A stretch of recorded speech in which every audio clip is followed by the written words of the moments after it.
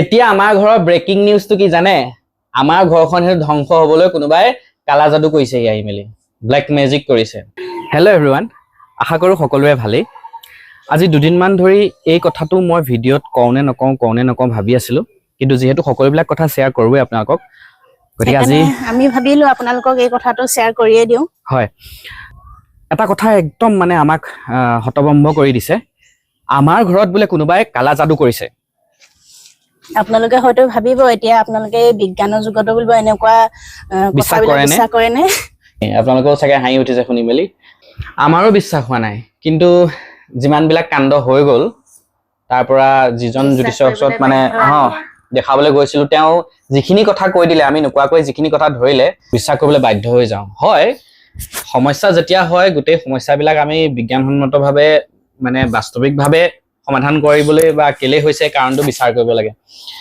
কিন্তু চাওক, কিছুমান কথা আচলতে বাৰে বাৰে যেতিয়া ঘটি থাকে তেতিয়া আমি সেই সমস্যাবিলাকৰ উপায় বিচাৰি পেলি আমি কি কৰোঁ, আমি মানে যাওঁ য'ত ত'ত যাওঁ, হয় নে নহয়?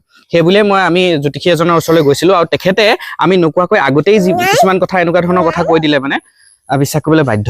মানে ঘৰখনতো এইবিলাক বেয়া হৈছে, ঘৰ বনোৱা বেয়া হৈছে, ঘৰখনত অশান্তি হৈ আছে, মানে কি মনবিলাক আজিকালি ভাল নহয়। আমাৰ সময় নোপোৱা হৈছোঁ, পইচাটো খৰচ হৈছে, বা ঘৰ বনালে পইচা খৰচ হয়, কিন্তু যিমানবিলাক আচলতে মানে ইটোৰ পিছত সিটো মানে সৰু সুৰা ইটোৰ পিছত সিটো বেমাৰ, মোৰ গা বেয়া হ'ল কেইদিনমান, দেউতাৰ গা বেয়া হ'ল কেইদিনমান, মানুহগৰাকীৰ গা বেয়া হ'ল, সৰু সুৰা হ'লেও তেনেকুৱাবিলাক হৈ আছে। মাক ক'লে যে দেখুৱাই আহচোন তই। মা গ'ল জ্যোতিষীজনৰ ওচৰত দেখাবলৈ গ'ল। মায়ে নোকোৱাকৈ কিছুমান এনেকুৱা কথা কৈ দিলে, আমি শুনি মানে আচৰিত হৈ গৈছোঁ। সঁচাকৈ সেইখিনি কথা অকল আমাৰ ঘৰৰ মানুহকেইটাৰ বাহিৰে বেলেগ কোনেও নাজানে। সঁচাকৈ। আৰু আপোনালোককো যদি তেনেকে কৈ দিয়ে যে এনেকুৱা হৈ আছে, সেইখিনিতো অকল আপোনালোকৰ ঘৰৰ মানুহখিনিয়ে জানিব, আপোনালোকো মানে বিশ্বাস কৰিবই লাগিব, বাধ্য হ'ব। তেনেকুৱা আমাৰ ঘৰত বহু দিনৰ পৰা দুখন দৰ্জা চুচৰি আছে। সেই কথাটো আমি গম পাওঁ, মানে বাকীসকলেতো গম নাপায় ন। তেখেতে যোৱা মাত্ৰকে সেইটো কথা কৈ দিছে। তেখেতৰ বিষয়ে ক'বলৈ এই ভিডিঅ'টো বনোৱা নাই, কোনোবাই বিচাৰিলে নাম্বাৰ মই দি দিম, পাৰ্চনেলি মেছেজ কৰিলে। সেইদিনা দেখুৱাবলৈ যোৱা দিনা বহুতে দেখিছেও, মাহঁতক হয়তো লগ পাইছে, যিসকল ভিউৱাৰ্ছে লগ পাইছে তেওঁলোকেতো গম পায়ে, আৰু তেওঁলোকে জানেই কিমান প্ৰমাণিক হয়। গতিকে আমি বিশ্বাস কৰিবলৈ বাধ্য হৈ গৈছোঁ। মানে এতিয়া আটাইতকৈ ডাঙৰ কথাটো হ'ল, মানে মাক কৈছে আপোনালোক দুজনী, মানে মোৰ মানুহগৰাকী আৰু মাৰ মাজত মানে কাজিয়া লাগিবৰ কাৰণে আমাৰ ঘৰৰ তলত এই দক্ষিণ দিশটোৰ কথা কৈছোঁ, যিটো আমাৰ দক্ষিণ দিশ, সেই দক্ষিণ দিশত মানে মাটিত কিবা পুতি থৈ গৈছে কোনোবাই। আমাৰ ঘৰলৈ নিশ্চয় অহা মানুহেতো কৰিছ, বা আমাৰ ঘৰলৈ আহিয়েতো কৰিছ, আমাৰ দক্ষিণ দিশত পুতিছ বুলি কৈছে ন। ইমান হিংসা নে? ইমান উন্নতি তহঁতি দেখিব ন? আমিতো কাৰো অনিষ্ট কৰিব নিবিচাৰোঁ, মানে আনৰ পৰিয়ালটো তহঁতি মানে ক্ষতি কৰিব বিচাৰ, ধ্বংস কৰিব বিচাৰ।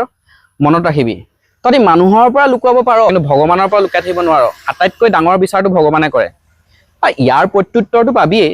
দয়া কৰি যিবিলাক কৰিছ এইবিলাক বন্ধ কৰ। মানুহজনটো আহিবই, আহি গোটেইখিনি কাম খিনি চিজিল কৰিবই, আৰু যোনে কৰিছে তেখেতৰ নামলৈকে আমি গম পাম হা। আৰু ইতিমধ্যে বহুত কথা গম পাইছোৱেই বাৰু। আচলতে ময়ো এইবিলাক কথা বিশ্বাস কৰা নাছিলোঁ।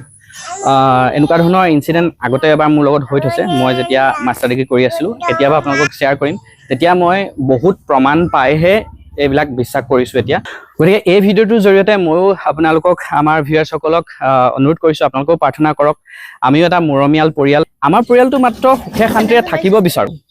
আমাৰ অনিষ্ট কথা চিন্তা কৰিবলৈ, মানে বেলেগৰ কথা পাতিবলৈ সময় নাই, সদায় আমি নিজক লৈয়ে ব্যস্ত। গতিকে আমাৰ মৰমৰ বন্ধুসকলক ময়ো আশীৰ্বাদ বিচাৰিছোঁ, আমাৰ বাবে প্ৰাৰ্থনা কৰক, আমি যাতে সুখে শান্তিৰে ভালকৈ থাকিব পাৰোঁ। আমি এটা মৰমীয়াল পৰিয়াল, আপোনালোকে জানেই। আমি আপোনালোকৰ বাবেও আমাৰ এটা আদৰ্শৰ পৰিয়াল, আপোনালোকেই কয় আমাক।